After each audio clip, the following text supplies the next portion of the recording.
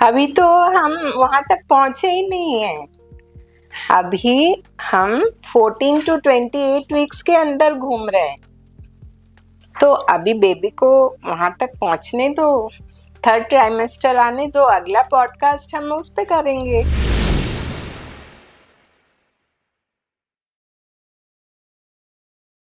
एक दिक्कत बहुत आती है कि क्योंकि एब्डोमेन का साइज बड़ा हो जाता है, यूट्रस बहुत ऊपर तक आ जाता है, तो स्टमक को भी वो पुश कर देता है ऊपर की तरफ। थोड़ा कुछ मदर्स को वो रेस्ट्रिक्टेड लगता है क्योंकि स्पेस कम हो जाता है, बेबी का साइज बड़ा हो जाता है। मैम, बेबी मूव करना जैसे आपने कहा था लास्ट टाइम पे कि हेल्दी साइन होता है बेबी के ग्रोथ का। बेबी है वो मूव ही नहीं कर रहा है या फिर बहुत कंसर्निंगली कम मूव कर रहा है, तो उसमें डॉक्टर को कब विजिट करना चाहिए? मूवमेंट को बिल्कुल, मूवमेंट में बेबी अपनी एनर्जी खर्चा नहीं करता है, तो ये एक अर्ली साइन होता है समझने के लिए कि कुछ तो अंदर प्रॉब्लम है बच्चे को। तो हमारा एक सजेशन उनके घर वालों को भी रहता है कि हर रोज सुबह शाम उनसे पूछा करें कि बच्चा घूम रहा है या नहीं, डेली। क्योंकि कई बार फर्स्ट जो मदर्स हैं उनको इतना समझ में नहीं आता है, वो जब समझ रहे हैं तब ऑलरेडी बहुत लेट हो चुका होता है। कई सारे कॉर्ड एक्सीडेंट्स होते हैं, प्लेसेंटल प्रॉब्लम्स होते हैं, सडन बीपी राइज होता है, कई सारे रीजन से अचानक बेबी अंदर प्रॉब्लम में आ सकते हैं। और रेस्ट, फुल रेस्ट करना कभी अच्छा नहीं है अनलेस कि कोई स्पेशल कोई इंडिकेशन हो जो डॉक्टर ने बताया हुआ है। बेबी बिल्कुल ग्रो ही नहीं कर रहा है। होता है बार बार यूरिनेशन थर्ड ट्राइमेस्टर में बहुत कॉमन है, क्योंकि ब्लैडर ज्यादा फीलिंग हो ही नहीं पाता है, नीचे बेबी का हेड है, बेबी का प्रेशर आता है। जैसे जूसेस हम लोग मना करते हैं लेने के लिए, फ्रेश फ्रूट्स बेटर होता है, मिठाइयाँ, बहुत एक्सेस घी वाली चीजें, बहुत एक्सेस बटर, चीज, मैदे की चीजें, बाहर का खाना। प्रेगनेंसी इंड्यूस्ड हाइपरटेंशन एक कंडीशन होता है, ये एक मल्टी ऑर्गन डिजीज है जो कि मदर्स को प्रेगनेंसी के कारण होता है। ये सिजेरियन एक डेफिनेटली एक मेजर सर्जरी है और उसके अपने कॉम्प्लिकेशंस हैं, थ्रोम्बोएम्बोलिज्म, इन्फेक्शन, ब्लीडिंग का रिस्क, ये सारे रहते हैं। सीजर कोई सिंपल चीज नहीं है था, तो डेफिनेटली। और बच्चे का कंडीशन भी बहुत ज्यादा ही बिगड़ा हुआ था, तो ऐसे केस में भी इमीडिएट सिजेरियन करना पड़ा और बेबी को NICU लंबे समय तक रखना पड़ा, तब जाके वो बच्चा रिकवर हुआ। इतना ज्यादा सीवियर हार्ट बीट फॉल कर रहा है, बेबी स्टक है, नहीं आ रहा है, तो ऐसे कंडीशन में भी रेयरली कभी कभी हमको सीजर करना पड़ता है।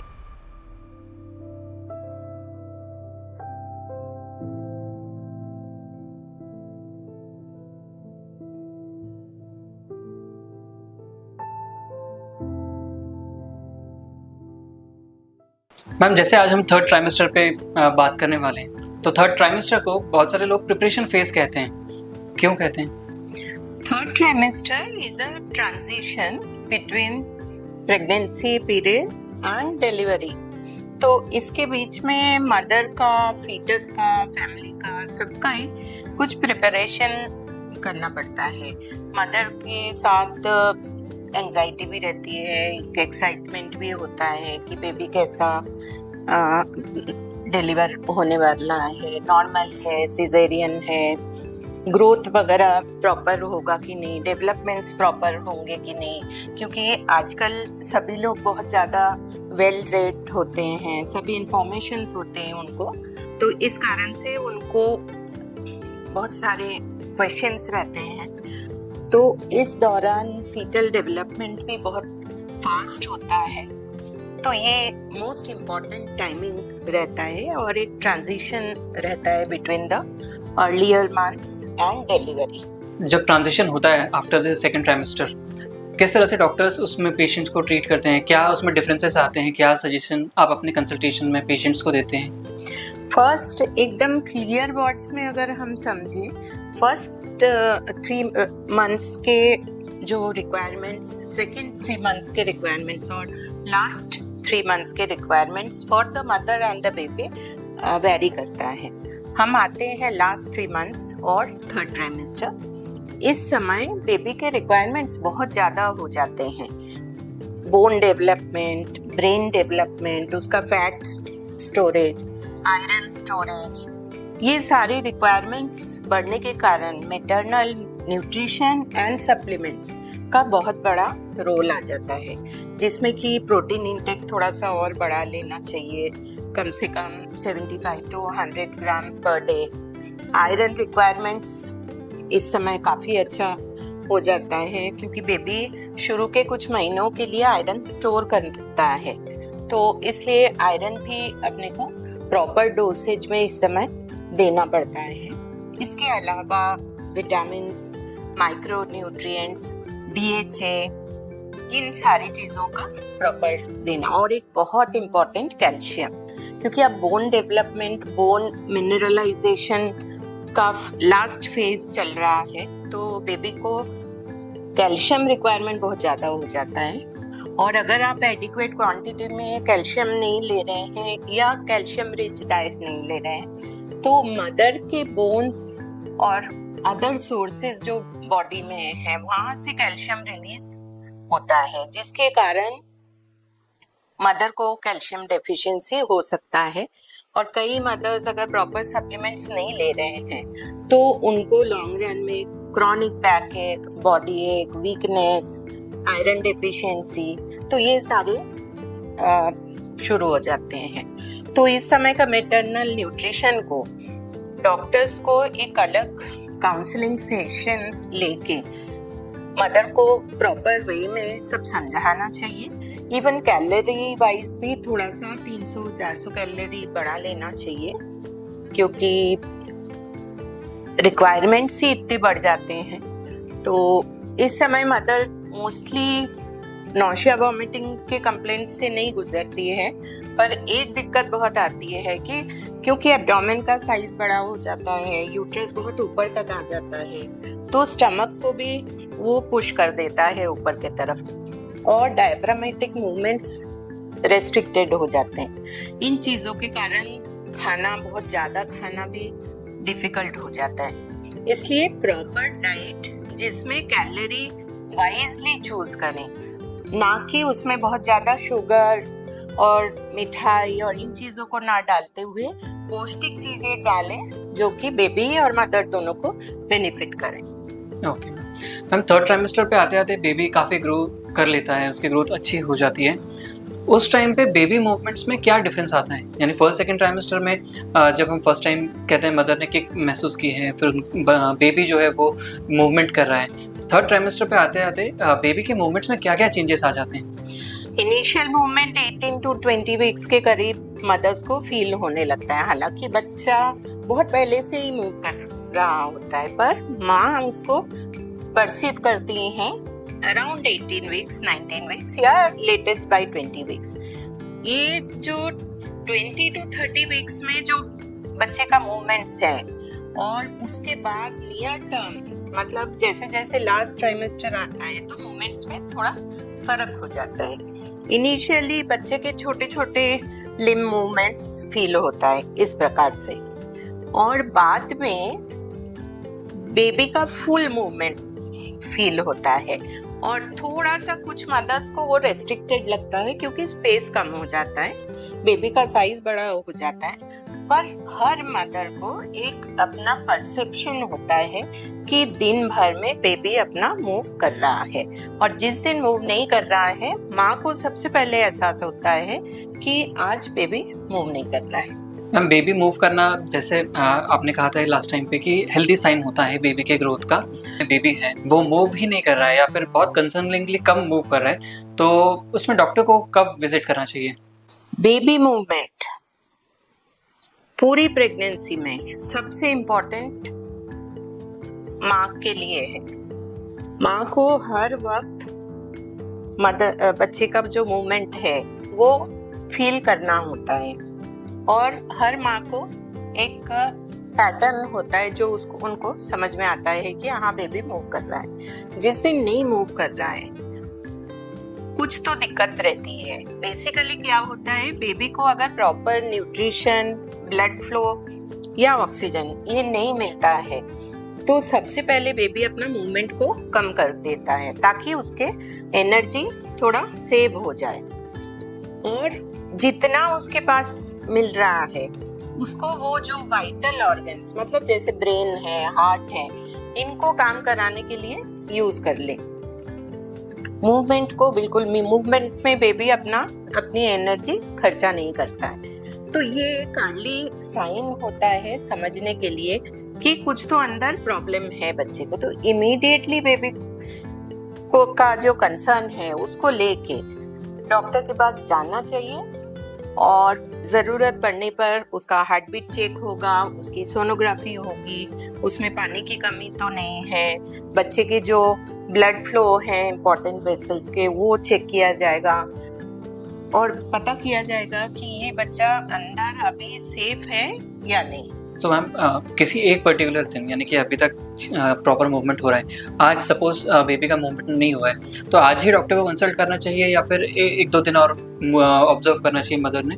नहीं, बिल्कुल नहीं, आज ही जाना चाहिए, और इसमें कोई लेट नहीं करना चाहिए बिल्कुल भी। कई मदर्स हमने इतने साल में ऑब्जर्व किया है कि दिखाने आए और हार्ट बीट नहीं मिल रहा है, सोनोग्राफी हुई उसमें बेबी का हार्ट बीट जा चुका है, और जब हम हिस्ट्री ले रहे हैं, बार बार पूछ रहे हैं, तो वो बता रहे हैं कि पिछले 3 दिन से बच्चा नहीं घूम रहा है, पिछले 2 दिन से बच्चा नहीं घूम रहा है। तो जब ये पेशेंट्स हमारे पास आते हैं तो हमारा एक सजेशन उनके घर वालों को भी रहता है कि हर रोज सुबह शाम उनसे पूछा करें कि बच्चा घूम रहा है या नहीं, डेली। क्योंकि कई बार फर्स्ट जो मदर्स हैं उनको इतना समझ में नहीं आता है, वो जब समझ रहे हैं तब ऑलरेडी बहुत लेट हो चुका होता है। तो इसलिए ये एक बहुत ही इम्पोर्टेंट एस्पेक्ट है, और कई ऐसे बेबीज हैं जो कम मूव कर रहे हैं, तुरंत दिखाए हैं और उनको सिजेरियन से निकाला गया और बेबी सेव हो गया। कई सारे कॉर्ड एक्सीडेंट्स होते हैं, प्लेसेंटल प्रॉब्लम्स होते हैं, सडन बीपी राइज होता है, कई सारे रीजन से अचानक बेबी अंदर प्रॉब्लम में आ सकता है। और मैम जैसे ये तो बात हो गई जब बेबी मूव नहीं कर रहा है, बट कभी कभी ऐसा होता है कि किन्हीं मदर्स में वो देखते हैं बेबी के मूवमेंट कुछ ज़्यादा ही अनप्रेडिक्टेबल हो गए हैं, ज़्यादा वॉयलेंट हो गए हैं अगर कह सकते हैं, तो उस केस में फिर क्या चीज़ें होती हैं और क्यों कॉज होता है ये? उस केस में भी मॉनिटरिंग कर लेना चाहिए।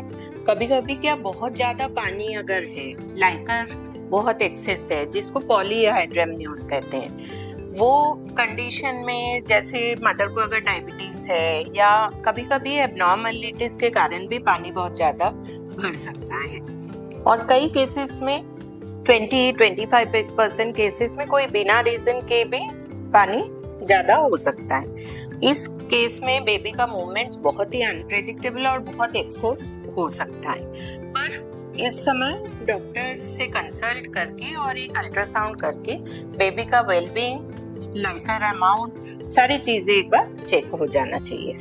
हम 3rd ट्राइमेस्टर में आते आते बेबी साइज में ग्रो कर रहा है, मदर के लिए वो कितना फटीग कॉज करने लग जाता है और उनकी बॉडी पे वो कितना ड्रेन करता है मदर को? Because of over distended abdomen का साइज अब बड़ा हो चुका है, जैसे मैंने पहले भी बताया, तो उस कारण से मदर को रेस्पिरेशन में बहुत प्रॉब्लम आती है क्योंकि डायफ्राम मूव नहीं करता है, लंग्स भी पूरा ओपन नहीं हो पाता है।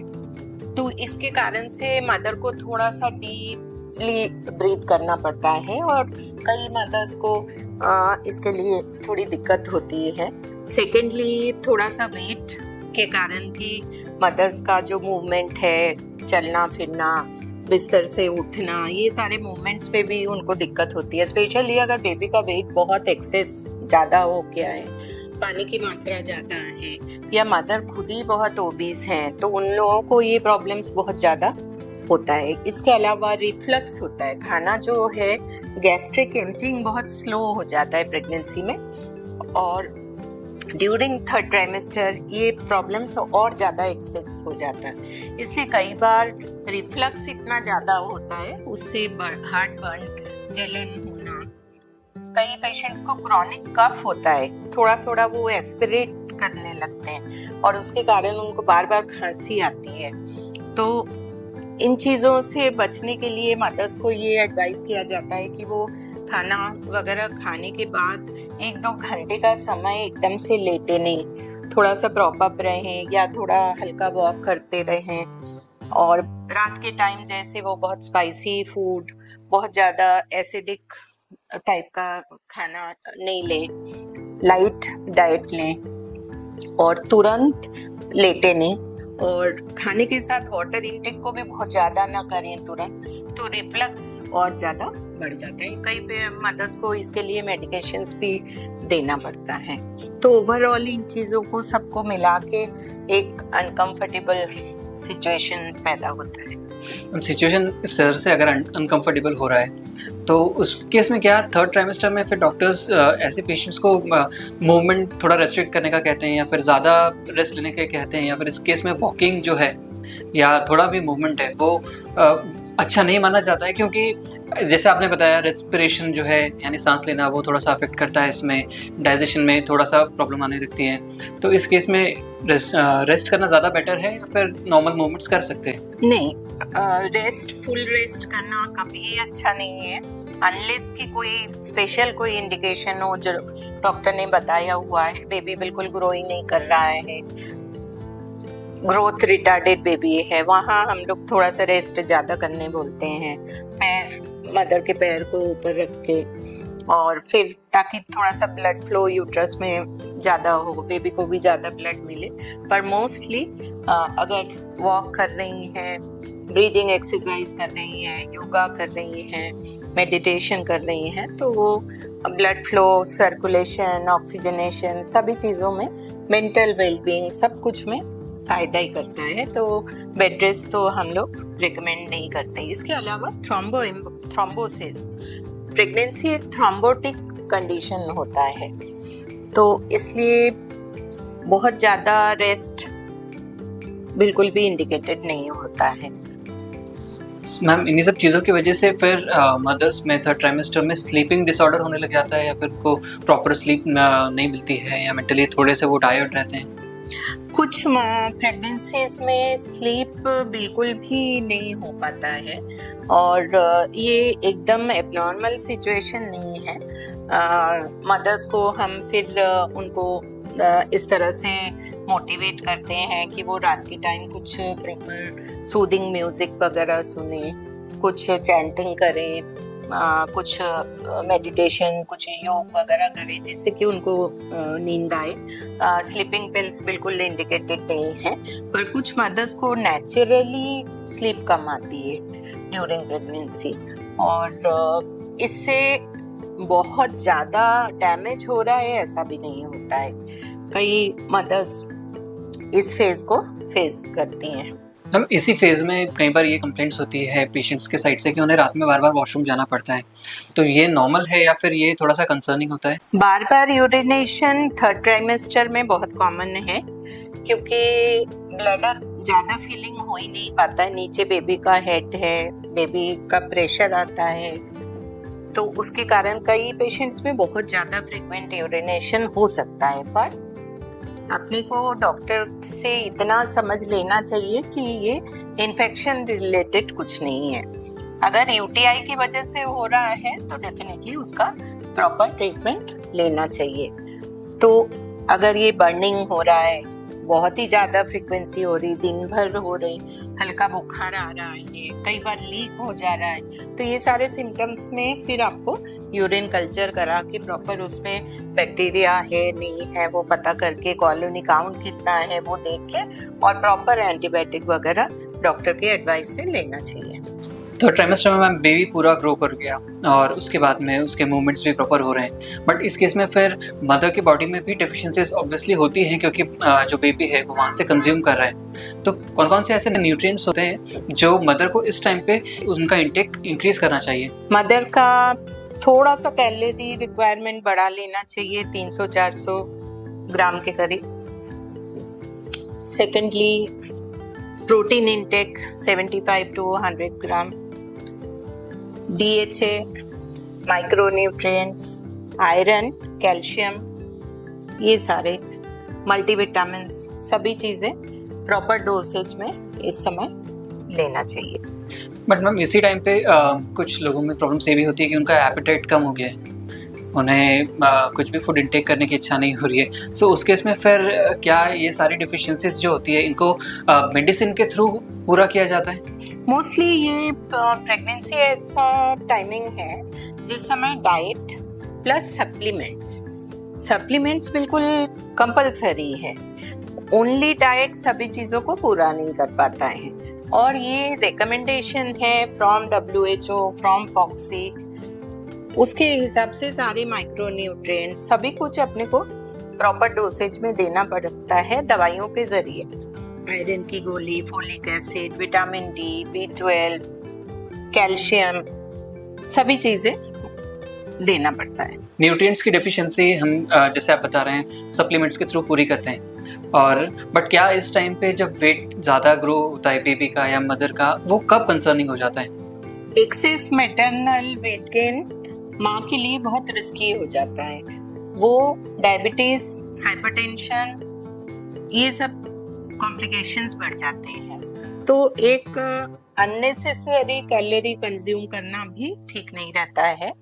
मदर को एक्सेस शुगर, सॉफ्ट ड्रिंक्स, मिठाइयाँ, बहुत ज़्यादा घी, इन चीज़ों को अवॉइड करना चाहिए, और अपना कैलोरी इंटेक भी एक प्रॉपर मात्रा में ही कंटिन्यू करना चाहिए। मैम जैसे अभी आप देख रहे हैं काफ़ी आपके पेशेंट्स ऐसे आते भी होंगे उनके लाइफस्टाइल की वजह से, जिसकी वजह से वो ओबीस हैं, उनकी बॉडी वेट ऑलरेडी बहुत ज़्यादा है और उन्होंने फिर कंसीव भी किया है। उस केस में फिर आप क्या चीज़ें एडवाइस करते हैं पेशेंट्स को थर्ड ट्राइमेस्टर में? वही सेम चीज है कि उनको अननेसेसरी कैलोरी नहीं इंटेक करना चाहिए। सबसे इम्पोर्टेंट है शुगर को अवॉइड करना, और कोई भी चीज़ जो जिनका ग्लाइसेमिक इंडेक्स बहुत हाई है, इन चीज़ों को उनको अवॉइड करना चाहिए। जैसे जूसेस हम लोग मना करते हैं लेने के लिए, फ्रेश फ्रूट्स बेटर होता है। मिठाइयाँ, बहुत एक्सेस घी वाली चीज़ें, बहुत एक्सेस बटर, चीज़, मैदे की चीज़ें, बाहर का खाना, ये अननेसेसरी कैलोरी ऐड कर देता है और वेट और ज़्यादा बढ़ जाता है। तो ये माँ के लिए बहुत बड़ा रिस्क होता है। और आजकल PCOS के कारण बहुत सेडेंटरी लाइफस्टाइल है, बैठ के बहुत लंबे लंबे टाइम तक काम करना पड़ता है, वर्क फ्रॉम होम है, वहाँ भी बैठना होता है। तो इन चीज़ों के कारण ओबेसिटी बहुत ज़्यादा हो रहा है, और इससे रिलेटेड कॉम्प्लिकेशंस भी बहुत ज़्यादा होता जा रहा है। तो वाइजली अपने रिक्वायरमेंट को प्लान करना चाहिए, जिसमें आपका जो प्लेट है उसमें प्रोटीन पर मेन फोकस होना चाहिए, और कार्बोहाइड्रेट्स को रेस्ट्रिक्ट करना चाहिए। और इसके अलावा जैसे कि दाल है, कर्ड है, एग्स हैं, फिश हैं, ये सारी चीज़ें, सैलड्स हैं, ग्रीन वेजिटेबल्स हैं, सूप्स हैं, फ्रूट्स हैं, ये सब लें। और वो वाले फ्रूट्स भी अवॉइड करें जिनमें अननेसेसरी बहुत सारा वेट गेन हो रहा है। मैम थर्ड ट्राइमेस्टर क्या सभी पेशेंट्स में बहुत स्मूथली निकल जाता है? थर्ड ट्राइमेस्टर जो यंग मदर्स हैं, जिनको पहले से कोई कॉम्प्लिकेशंस नहीं है, जिनका बॉडी वेट प्रॉपर है, BMI ठीक है, कोई फैमिली हिस्ट्री हाई रिस्क कुछ नहीं है, बेबी एवरेज वेट का है, पानी वगैरह सब सही है, जिनका पेल्विस सही है, साइज, शेप, पेल्विस का साइज और शेप सही होना एक वेजाइनल डिलीवरी को प्रमोट करता है। तो ये मदर्स, जो यंग मदर्स जो इजीली कंसीव हुए हैं, इनके लिए थर्ड ट्राइमेस्टर भी स्मूथली निकलता है, और वो मोस्टली वेजाइनल या नॉर्मल डिलीवरी होती है उनको। वैसे ही एक और ग्रुप ऑफ पेशेंट्स होते हैं जो पहले से या तो उनको कुछ कॉम्प्लिकेशंस रहते हैं, या प्रेगनेंसी के दौरान उनको काफ़ी सारे कॉम्प्लिकेशंस शुरू हो जाते हैं in the form of gestational diabetes, BP, baby का प्रॉपर ग्रोथ ना होना, पानी की कमी, या बेबी का बहुत ज़्यादा एक्सेस ग्रो हो जाना, इन सारे कॉम्प्लिकेशंस के कारण कुछ ग्रुप ऑफ पेशेंट्स, कुछ एल्डरली भी होते हैं, इनफर्टिलिटी ट्रीटेड होते हैं, उनको पहले से थायराइड होता है, एंडोमेट्रियोसिस होता है, तो इन पेशेंट्स का जो थर्ड ट्राइमेस्टर थोड़ा सा क्रिटिकल होता है और उनकी डिलीवरी का पैटर्न, उनकी डिलीवरी के टाइमिंग, वो सब भी वैरी करता है depending on the severity of the condition. Ma'am third trimester में क्या क्या कॉम्प्लिकेशंस आ सकते हैं? मदर को कुछ कॉम्प्लिकेशंस हो सकते हैं, बेबी को कुछ हो सकते हैं। मदर को मोस्टली अगर बीपी बढ़ रहा है, वो that is a matter of concern, sugar बढ़ रहा है, अगर एक्सेस वेट गेन हो रहा है, या मदर का वेट गेन बिल्कुल हो ही नहीं रहा है, या मदर को बीपी बढ़ने के साथ साथ हेडेक हो रहा है, देखने में दिक्कत आ रही है, पेट के ऊपर वाले हिस्से में दर्द वगैरह हो रहा है, ये सब सिम्टम्स प्री एक्लैम्शिया और एक मदर एक्लैम्शिया तक जाएगी कि नहीं, ये सारे सिम्टम्स हो सकते हैं। बेबी को लेके बेबी का ग्रोथ अगर प्रॉपर नहीं है, पानी की कमी हो जा रही, या पानी बहुत ज्यादा बढ़ जा रहा है, या बच्चा अपने पोजीशन प्रॉपर नहीं है, या तो उल्टा है, ब्रीच है, या ट्रांसवर्स है, आड़ा है, या ओब्लिक है, तो ये सारे प्रॉब्लम्स बेबी के साथ भी हो सकता है, जिससे कि थर्ड ट्राइमेस्टर थोड़ा कॉम्प्लिकेटेड हो जाता है। मैम जैसे आपने अभी कहा एक्लेम्शिया, वो क्या होता है और कैसे, मतलब ये प्रेगनेंसी में कैसे आता है? प्रेगनेंसी इंड्यूस्ड हाइपरटेंशन एक कंडीशन होता है, ये एक मल्टी ऑर्गन डिजीज है जो कि मदर्स को प्रेगनेंसी के कारण होता है। इसमें ब्लड प्रेशर बढ़ता है, पूरे शरीर में सूजन आती है, मदर को धीरे धीरे कई सारे दूसरे सिम्टम्स होने लगते हैं, जैसे सीवियर हेडेक, चक्कर आना, ब्लरिंग ऑफ विजन, मतलब देखने में दिक्कत हो रही है। और कई बार ऐसे पेशेंट में झटके भी आने लगते हैं या कन्वल्शन आने लगते हैं। वो एक बहुत ही लाइफ थ्रेटनिंग कंडीशन हो जाता है, जिस समय माँ बच्चा दोनों रिस्क में रहते हैं और आईसीयू एडमिशन कराना पड़ता है। और इसका मोस्ट इम्पॉर्टेंट ट्रीटमेंट यही होता है कि बेबी को आउट करना पड़ता है, भले नॉर्मल डिलीवरी हो या सिजेरियन हो, कैसे भी करके बेबी, जब तक वो अंदर बेबी है, प्लेसेंटा अंदर है, तो ये प्रोसेस बढ़ता ही जाता है और कई बार माँ के लिए लाइफ थ्रेटनिंग, मतलब जान को खतरा हो जाता है। तो एक अच्छा एंटीनेटल अगर प्रॉपरली मैनेज्ड है तो वो माँ कभी भी एक्लैम्शिया तक नहीं पहुंचना चाहिए, उसके पहले ही उनका पूरा प्रॉपर मैनेजमेंट हो जाना चाहिए। कई बार ऐसे केसेस में बेबी के साथ भी दिक्कत हो जाती है, तो ये बहुत सीवियर कंडीशन होता है। पर आजकल proper antenatal checkups, frequent checkups और सब जांचें होने के कारण इसका इंसिडेंस कम हो गया है। ये तो एक लाइफ थ्रेटनिंग कंडीशन हो गई है, बोथ बेबी के लिए भी और मदर के लिए भी। इसके साथ साथ आपने एक और टर्म यूज किया है, बेबी ब्रीच, उसको आप थोड़ा एक्सप्लेन कीजिए ना, क्या होता है वो?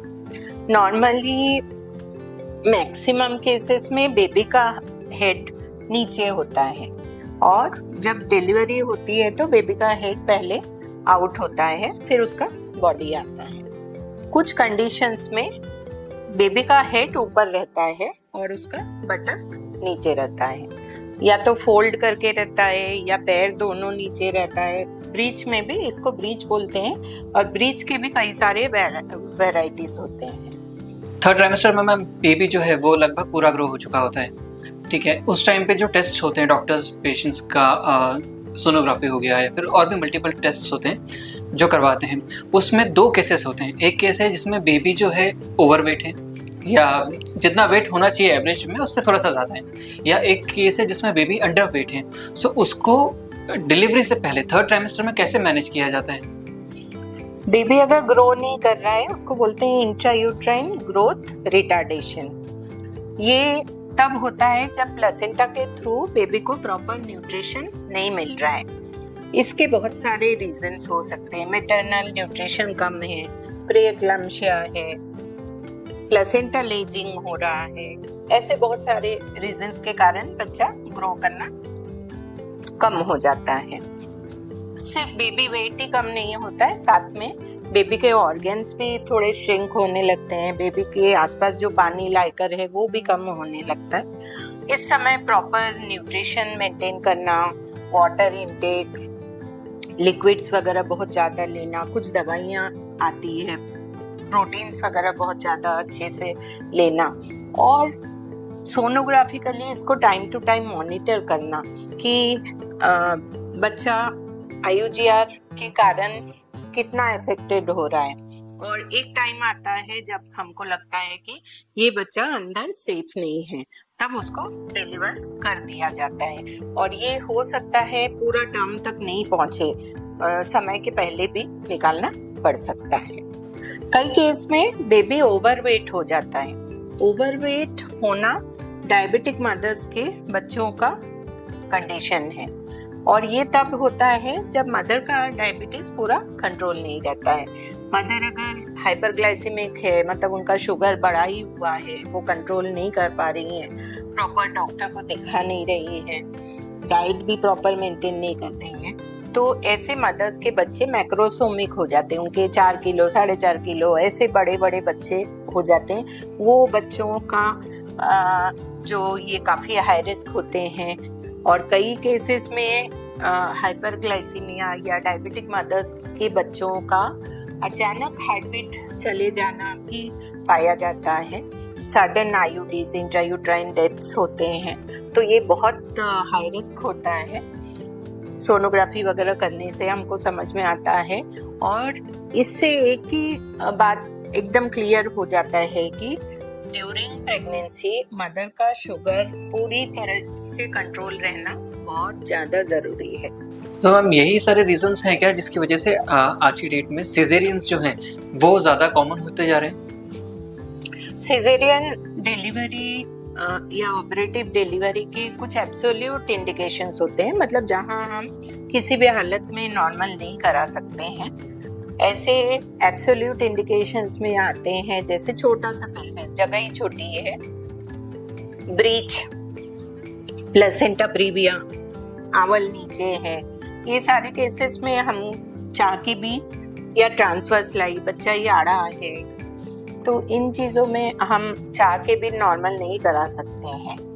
पर due to infertility, elderly mothers, long prolonged infertility, बहुत सालों बाद बच्चा कंसीव हुए हैं, एंडोमेट्रियोसिस, IVF प्रेगनेंसी, बहुत सारे कॉम्प्लिकेटेड प्रेगनेंसीज होने की वजह से कई बार प्रेगनेंसी भी उनका बहुत स्मूथ नहीं निकलता है, और मेटर्नल प्रॉब्लम्स रहते हैं, फीटल प्रॉब्लम्स रहते हैं, बहुत प्रेशियस बेबीज होते हैं।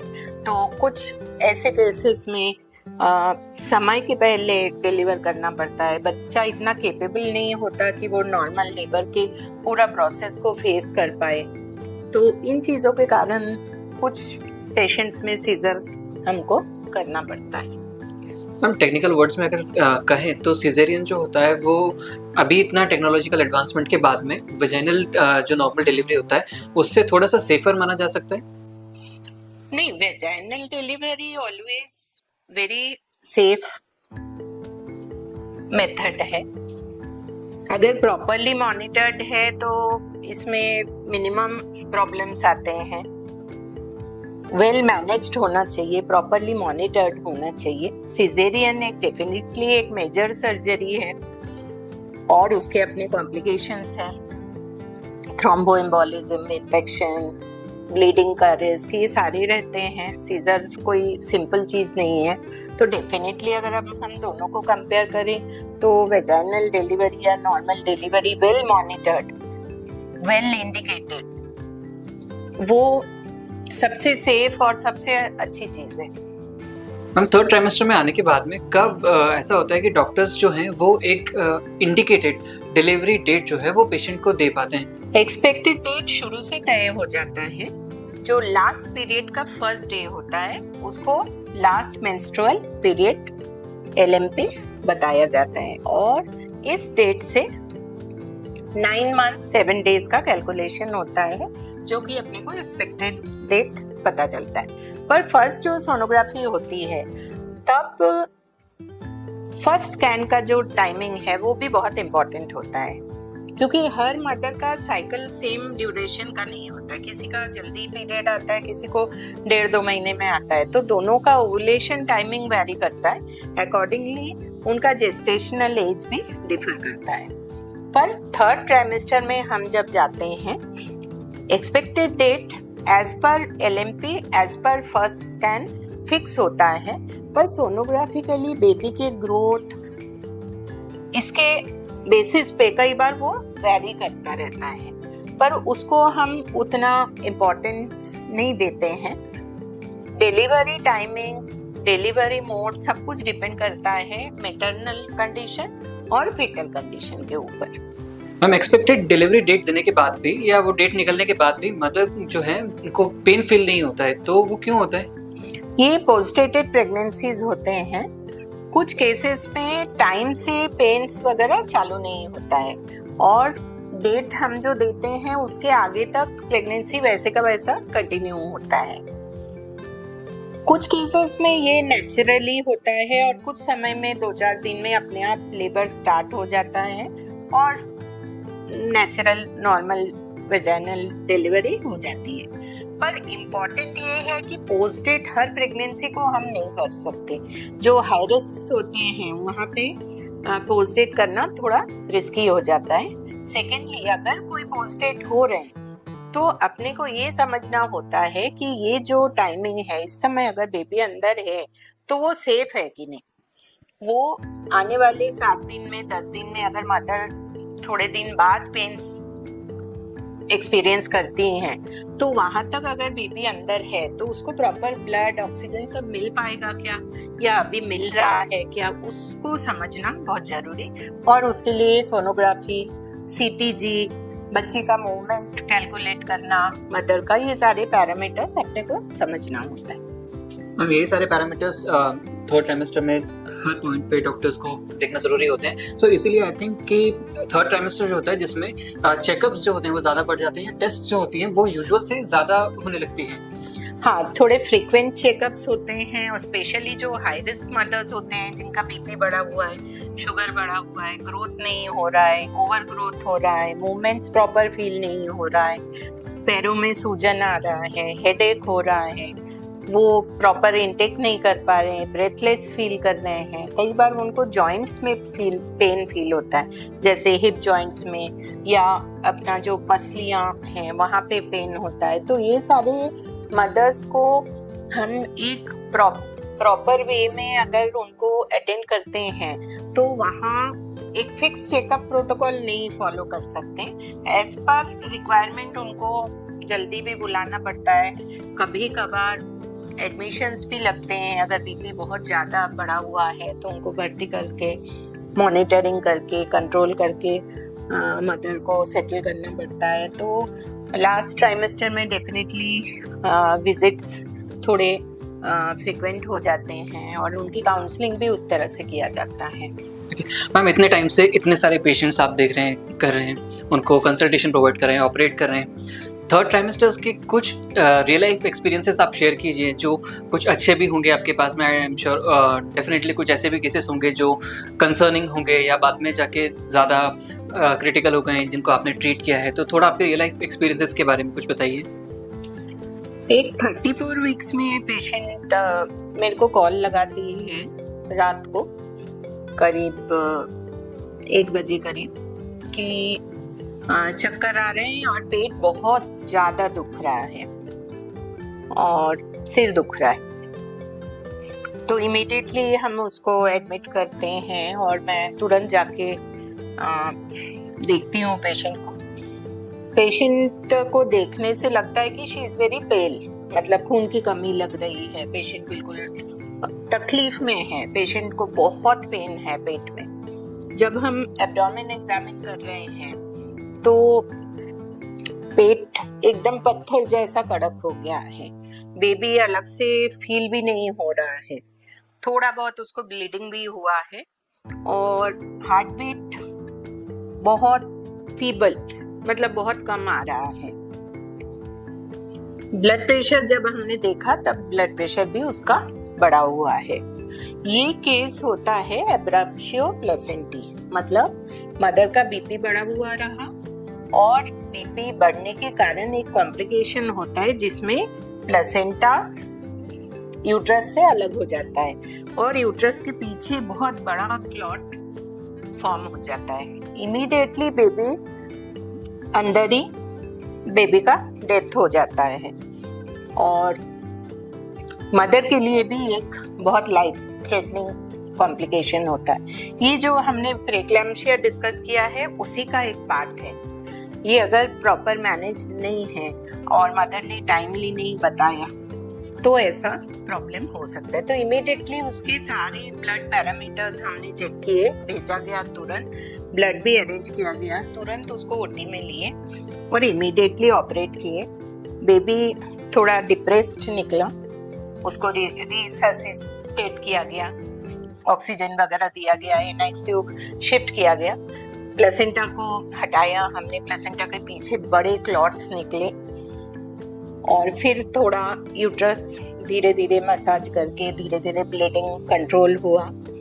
पेशेंट को एक दिन के लिए आईसीयू में रखा गया ताकि उसका ब्लड प्रेशर, ब्लीडिंग और सारे पैरामीटर्स मॉनिटर हो सके। पर एब्रप्शियो में कई केसेस में जब तक मरीज हॉस्पिटल आते हैं तब तक बच्चे का डेथ हो चुका होता है और ऐसे पेशेंट्स लेबर में भी बहुत फास्ट जाते हैं और कई केसेस में हम लोग नॉर्मल भी कराते हैं। बेबी का डेथ हो जाता है तो प्रेफरेबल रहता है कि नॉर्मल हो जाए।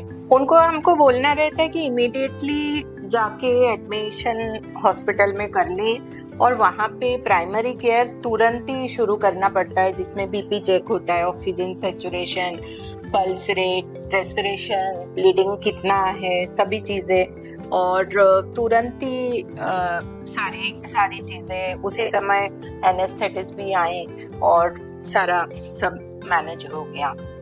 तो ये एक कंडीशन है और इस केस में मदर और बेबी दोनों प्रॉपरली हम सेव कर पाए। पर एब्रप्शियो या इस टाइप की कंडीशन में कई बार हम बेबी को लूज कर जाते हैं। ये कब होता है? ये जब बीपी कंट्रोल नहीं रहता है, अनकंट्रोल्ड अगर बीपी चला जाता है तो वैसे केस में ये सिचुएशन पैदा होता है। एक मदर 32 वीक्स में घर पे से कॉल करती हैं कि मेरे को बार बार यूरिन हो रहा है। कभी भी कोई पेशेंट इस टाइप का कंप्लेन करते हैं तो हमको बहुत अच्छे से देखना होता है कि कहीं लीकिंग तो नहीं है, क्योंकि लीकिंग को भी मदर यूरिन के टाइप ही सिमिलर बताती हैं। तो उनको बुलाया गया, चेकअप हुआ, उस समय पता चला कि पिछले 3 दिन से ऐसे ही चल रहा है और उनको समझ में ही नहीं आया कि ये लीकिंग है। तो इमीडिएटली हमने सोनोग्राफी करी तो लाइकर बिल्कुल 0 था, पानी वगैरह कुछ भी नहीं था और बच्चे का कंडीशन भी बहुत ज़्यादा ही बिगड़ा हुआ था।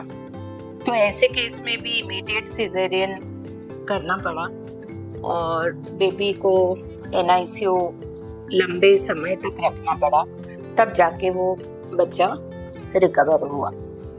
तो लीकिंग को कई लोग समझ नहीं पाते हैं और उसको यूरिनेशन समझ के ओवरलुक कर देते हैं और इसके कारण अगर शुरू में ही वो आ जाएं तो इमीडिएटली हम मेडिकेशंस देते हैं, बच्चे की लंग मैच्योरिटी की दवाइयाँ देते हैं, फिर एंटीबायोटिक्स दिया जाता है, बच्चे को मॉनिटर किया जाता है। तो कई सारे बेबी के जो ब्रेन है न्यूरो प्रोटेक्शन के लिए, उसके लिए मैथसल्फ एक अच्छी दवाई है, उसका यूज़ किया जाता है, बहुत सारे इंडिकेशंस हैं। तो ये इसका मौका नहीं मिलता है फिर, तो जो प्री टर्म डिलीवरी के जो प्रिपरेशन है वो नहीं हो पाता। इसलिए मदर का ये समझना कि लीकिंग हो रहा है ये बहुत इम्पोर्टेंट है। तो इसको लेके भी मदर को बार बार अपने को काउंसलिंग करके समझा के रखना चाहिए कि कभी बच्चा नहीं घूम रहा है तो बताए, कभी सीवियर हेडेक हो रहा है तो बताए, या एब्डोमेन में एब्नॉर्मल पेन हो रहा है तो बताए, कोई भी एब्नॉर्मल डिस्चार्ज हो रहा है इंक्लूडिंग ब्लीडिंग तो बताए। बहुत ज्यादा चक्कर आ रहा है तो आके बताएं, बेबी मूव नहीं कर रहा है तो बताएं। Okay ma'am, so now rapid fire round start करते हैं। Ma'am, best sleeping position in third trimester? Side में लेटना सबसे बेनिफिशियल है। लेफ्ट साइड में हम लोग ज्यादातर एडवाइस करते हैं, पर कुछ पेशेंट लेफ्ट नहीं सो पा रहे हैं तो वो राइट में भी सोते हैं तो कोई नुकसान नहीं है। बेसिकली जो पूरा यूट्रस का वेट अगर आप सीधा सो रहे हैं तो बड़े जो मेजर वेसल्स हैं, आर्टरीज, वेन्स है, उसको पूरा प्रेस कर देता है, तो उसके कारण मदर को घबराहट होना, प्रॉपर ऑक्सीजनेशन नहीं होना, ये सब हो सकता है। इसलिए ऑलवेज एक साइड और left side is preferable. Coconut water helpful होता है इस टाइम पर? कोकोनट वाटर अगर फ्रेश है तो अच्छा रहता है, इलेक्ट्रोलाइट्स मिलते हैं, एनर्जी मिलती है, थोड़ा सा फ्रेश फीलिंग आता है। तो अगर फ्रेश कोकोनट वाटर मिल रहा है तो ले सकते हैं, पर ऐसा नहीं है कि 365 दिन उसको लिए जा रहे हैं, ओकेजनली ले रहे हैं तो it is good. Belly tightening always contractions होते हैं? मोस्टली कॉन्ट्रैक्शंस होते हैं और ये कॉन्ट्रैक्शंस बाद में जाके लेबर में कन्वर्ट होते हैं। थ्रू आउट प्रेगनेंसी थोड़ा बहुत कॉन्ट्रैक्शन तो नेचुरल है, जो कि लास्ट 1 मंथ में धीरे धीरे फ्रीक्वेंट होने लगते हैं, और ड्यूरिंग लेबर वो बहुत फ्रीक्वेंट हो जाते हैं और पेनफुल हो जाते हैं। तो most of the time belly tightening, पर किसी किसी को because of excess abdominal gas, bloating, इसके कारण भी टाइटनेस फील होता है। Travel in the last months are safe? एकदम ही नॉर्मल प्रेगनेंसी है, कोई कॉम्प्लिकेशन नहीं है, और बीपी ठीक है, ग्रोथ ठीक है, मदर नॉन डायबिटिक है, यंग है, कोई हाई रिस्क फैक्टर्स नहीं है, तो कर सकते हैं। पर डिपेंड करता है कि आप कहाँ ट्रैवल कर रहे हैं, कितना लंबा जा रहे हैं, कितना एक्सर्शन आपको होने वाला है, क्योंकि कई बार pre term labour, premature pains किसको आएगा ये पता नहीं रहता है, और फिर आप कोई अलग जगह पहुंच गए और वहां पे फिर आपको दिक्कत आ रही है, तो इस चीज का भी ध्यान रखना पड़ता है। पर हाई रिस्क केस में it is not advisable. One thing every third trimester mother should stop stressing about? Third trimester का सबसे बड़ा स्ट्रेस है कि डिलीवरी कब होगी और कैसे होगी। तो सबसे पहले इसके बारे में बिल्कुल सोचना बंद कर दें, क्योंकि it is very difficult to predict कि किस दिन डिलीवरी होगी और कैसे होगी। अगर वेजाइनल डिलीवरी तरफ हम जा रहे हैं तो it is a long wait till she develops pain और कॉन्ट्रैक्शंस, तो उसके लिए कोई फिक्स डे तो होगा नहीं। बस अपना काम है कि हम मॉनिटर करते रहें कि बेबी ठीक है, कोई रिस्क नहीं है, तो आराम से बिल्कुल शांति से वेट करें। सिलेक्टेड सिजेरियन केसेस जो कि इलेक्टिव सीजर होने वाला है, वहाँ आप जरूर बता सकते हैं कि उस दिन को सीजर होगा। One symptom that should never be ignored?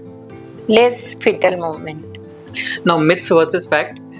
Okay, सबसे बड़ा मिथ है कि due date exact delivery date होती है। नहीं, ड्यू डेट एक 9 मंथ 7 डेज का एक ड्यूरेशन पे दिया जाता है, और मोस्टली एक्सपेक्टेड रहता है कि उस डेट के अंदर डिलीवर हो जाए तो इट इज बेनिफिशियल। उस डेट होना थोड़ा सा कभी कभी रिस्की हो जाता है, पर उसी दिन डिलीवरी होगी ऐसा नहीं होता है। वॉकिंग से लेबर जल्दी स्टार्ट हो जाते हैं?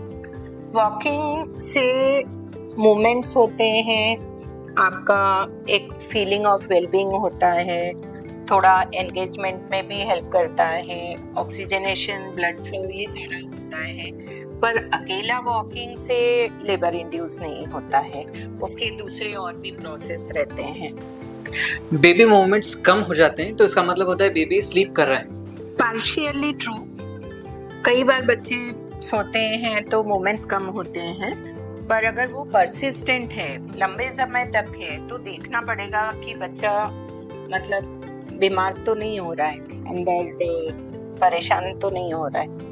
हार्टबर्न का मतलब बेबी के हेयर्स ज्यादा हैं? हाँ, ये बड़े लोग बोलते हैं ऐसे, पर ऐसा कुछ भी नहीं है। हार्टबर्न बेसिकली एसिडिटी, रिफ्लक्स, ये सब के कारण कुछ फिजियोलॉजिकल चेंजेस आते हैं स्टमक में, स्फिंक्टर्स में, तो उसके कारण जो जलन होती है उसको हार्टबर्न बोलते हैं, पर इसका बेबी के हेड से कोई रिलेशन नहीं होता है। Okay, C section once means always C section? नहीं, ये बहुत बड़ा मिथ है। सी सेक्शन अगर एब्सोल्यूट कंडीशन के लिए हुआ है तो सेकेंड टाइम भी होगा, जैसे पेल्विस ही छोटी है। अदरवाइज कई सारे इंडिकेशंस में अगर स्कार अच्छा है और पेल्विस प्रॉपर है तो मॉनिटर करके प्रॉपर वेजाइनल डिलीवरी करवा सकते हैं। बेली अगर लो हो जाए तो labour is very near? Engagement होता है बेबी का हेड, मतलब वो पेल्विस के अंदर जाता है, तो ऐसे केसेस में बेबी मदर का जो एब्डोमेन है वो थोड़ा सा नीचे की तरफ पुश हो जाता है, तो ये कुछ हद तक सही है। स्पाइसी फूड लेबर इंड्यूस करता है? नहीं, स्पाइसी फूड का लेबर से कोई रिलेशन नहीं है, पर एसिडिटी जरूर करता है। एक्सेसिव घी खाने से नॉर्मल डिलीवरी होती है? नहीं, एक्सेसिव घी खाने से नॉर्मल डिलीवरी बिल्कुल नहीं होती है। ऑन द कॉन्ट्ररी बहुत ज़्यादा कैलोरीज ऐड हो जाते हैं और वेट गेन हो सकता है। Okay, and last one is कि मोस्टली जो पेशेंट्स आपको विजिट करते हैं उनका सबसे वियर्डेस्ट क्वेश्चन क्या होता है जब वो थर्ड टाइमेस्टर में आते हैं? हर पेशेंट का यही क्वेश्चन होता है कि मैडम नॉर्मल डिलीवरी हो जाएगी ना, और वो वियर्ड तो नहीं कहेंगे, वो बहुत नेचुरल क्वेश्चन है, पर उसका जवाब देना बड़ा डिफिकल्ट है, क्योंकि कुछ ऐसे केस भी रहते हैं जहाँ लेबर स्टार्ट हुआ, लेबर का पूरा प्रोसेस हुआ, इवन ऐसे कंडीशन भी आते हैं जहाँ एपिसियोटॉमी भी दे दिया गया, फिर भी बेबी आउट नहीं हुआ और सीजर करना पड़ा, क्योंकि उस समय बेबी का मतलब इतना ज्यादा सीवियर हार्ट बीट फॉल कर रहा है, बेबी स्टक है, नहीं आ रहा है, तो ऐसे कंडीशन में भी रेयरली कभी कभी हमको सीजर करना पड़ता है। तो it is very difficult to answer this question. Mostly हम प्रिज्यूम करते हैं कि मोस्ट प्रोबेबली हो जाएगा, पर 100% एश्योर करना बड़ा मुश्किल है, पर ये हर पेशेंट का ये सबसे कॉमन क्वेश्चन होता है। मैम, सी सेक्शन कब होता है और नॉर्मल डिलीवरी कब होती है? इस क्वेश्चन का जवाब हम हमारे नेक्स्ट पॉडकास्ट में देंगे, जिसमें हम लेबर, सिजेरियन, डिलीवरी को बहुत अच्छे से सिंपल लैंग्वेज में, कॉमन लैंग्वेज में समझेंगे, और ये भी काफ़ी इंटरेस्टिंग रहेगा। यहाँ पे भी हम रियल लाइफ केसेस को भी डिस्कस करेंगे, तो अगला जो पॉडकास्ट है उसको ज़रूर से देखिएगा। और इस वाले थर्ड ट्राइमेस्टर में अगर आपको कोई क्वेश्चंस रहते हैं तो उनको भी ज़रूर कमेंट में मेंशन करिएगा, सब्सक्राइब ज़रूर करिएगा और हमको सपोर्ट करते रहिएगा।